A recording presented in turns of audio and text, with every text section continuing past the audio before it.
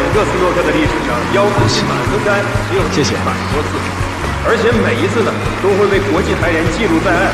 那我们也要恭喜林逸阳，恭喜他！深呼吸，安静，这一刻凝神静听，背后整个宇宙都在窃窃私语，纷纷为我加油，我要赢。沉住气，清醒，这一场剧中入侵，身边每个眼神都是默默赞许，短短一句加油，你能行，你能行。过去的我，生命里每一天都在等待这一刻，像每一颗流星雨流的夜空，终于迎来了心动。看着你的目光，心甘情愿被点亮。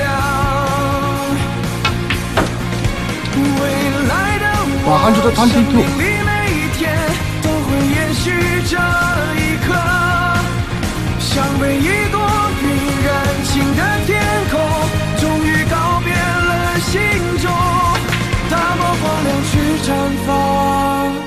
马上就是25。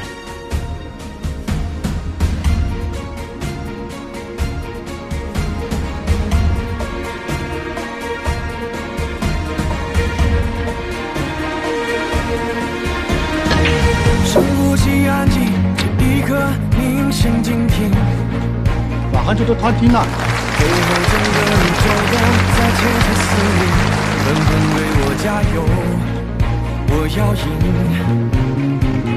沉住气，清醒，这一场剧中入侵，身边每个眼神都是默默赞许，短短一句加油，你能行，你能行。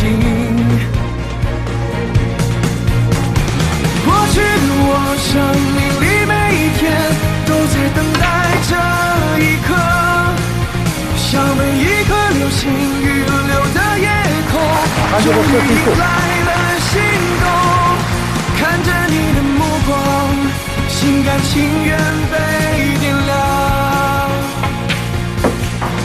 未来的我，生命里每一天都会延续这一刻，像被一朵云燃情的天空，终于告别了心中。恭喜林逸阳以满分157的成绩拿下了这一天。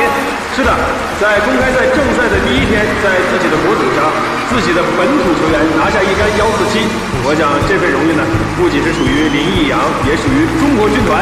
是的，感谢林逸阳、彭晓东。老人家年纪大了，估计做不了这么久。太绝伦的比赛。